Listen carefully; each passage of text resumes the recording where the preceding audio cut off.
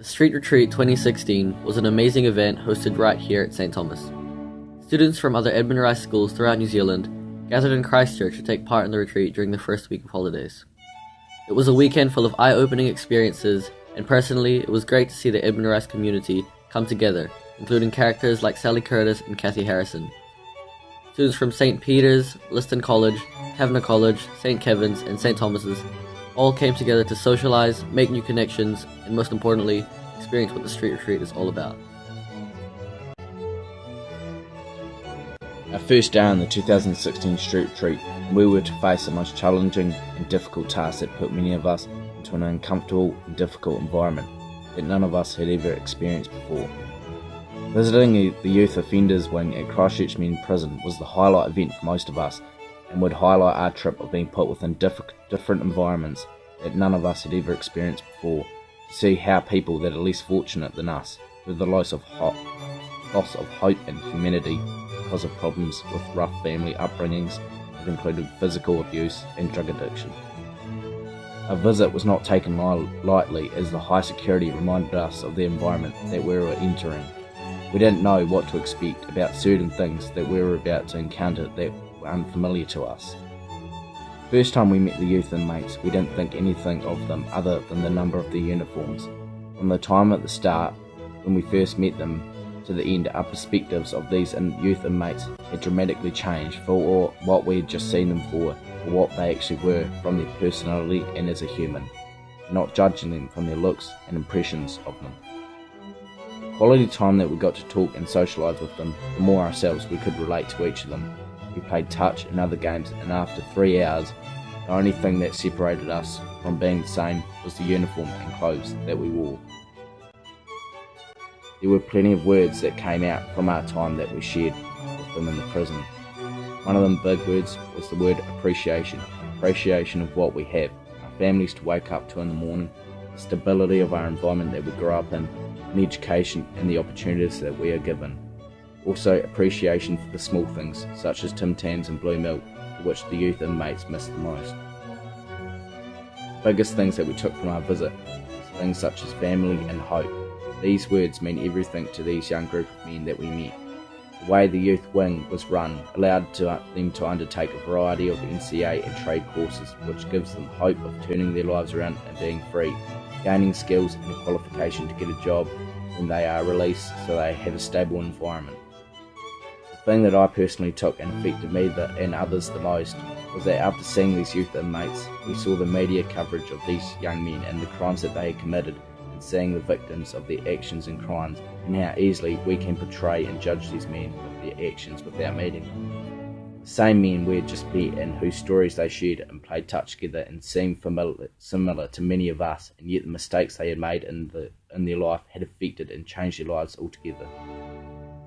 That one action or decision that these young men made in a split second will not only affect them but their victims' families the rest of their lives. It was scary to see that some of these young men seemed so similar to many of us in here, yet it is that one decision that they made that made everything different and can see someone's life changed in a second. A special part of the Street Retreat is sleeping rough for the night. This is where half the group slept in Mount Zion, while the other half grabbed a few pieces of cardboard and found a sheltered part of the school, like under the art block or under the eaves of the library and gym. The participants had a sleeping bag, cardboard and each other's company to sleep through the night. While many of the students joked, ate and talked to make it a fairly nice time, there was an undercurrent of empathy felt by all for the homeless.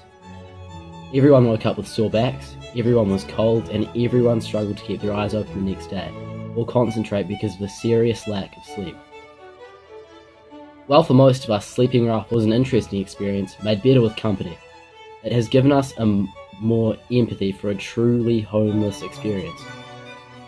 If you were to strip away our friends, freedom and warm clothing, I doubt any of us would sign up for this again. This is where we had to buy dinner for 15 people using only $15. Everyone was pretty excited for this challenge, while others were more tempted to cop out and eat snacks, but we soon remembered what the drive for this challenge was. We were doing it so we had as much an idea as possible of what it was like to be poor and less fortunate. Being poor is not easy and can be very unhealthy too. best meal we could muster up was chip sandwiches with cold cocktail sausages and a chug of fizzy drink to wash it all down. This is where we soon realised that we are very thankful for our upbringings and that we are Edmund Rice School, and we do what we can to help those in need. Just like the City Mission do with their food passes for the poor and the many other miraculous things they do. During our time on the street retreat, as part of our experience of gaining an understanding of those less fortunate than us, we visited Christchurch City Mission. Upon arrival, we donated all the cans and money generated from the school last term, which was dearly appreciated by the food bank. Within our time at the City Mission, we engaged with the men currently visiting and staying at the men's shelter. This was an eye-opening experience where through conversation we learned of their backstories and what life was actually like on the street. One point which was picked up on was the definition of being poor, where those not limited to having no money, but also includes being mentally and spiritually poor. Men of any economical status was allowed to stay at the shelter, whether they had recently been kicked out of their house by their family, or were living on the streets, all were welcome. This outlined how anyone could end up at the City Mission, where life can throw you under the gutter at any moment, and you are in need of a place for food and shelter. Therefore, I encourage you boys to volunteer at the City Mission, as it is a fulfilling experience and you are helping out another in need. In the afternoon of the Saturday, we visited the St. John of God Disabled Facility in Hallswell. The facility is a home for those recovering from disabilities that they suffer from for a number of reasons. Many of the men and women there have been in near-fatal car crashes. However, many have been involved in street fights, suffered strokes, or even suffered from domestic violence incidents. What struck me the most was the loving modern environment of the facility. Despite all the grueling hard work that the physios and doctors put in, or the challenging lives the patients had experienced, everyone had a mutual respect for one another, and no one was put down or left out. We shared a lovely afternoon tea with the doctors, and took a big group photo with perhaps the friendliest man there, Kerry. We'd like to say thank you to Mr. Kennedy, Ms. Smith, Mr. Taylor, Kathy Harrison, Sally Curtis, and all the other teachers and Edmund Rice workers who handed us this wonderful experience. Thank you very much. We finished this presentation with the challenge to the Year 12s of 2017. Get involved in the street retreat next year. There are no qualifications to gain, just an eagerness to learn.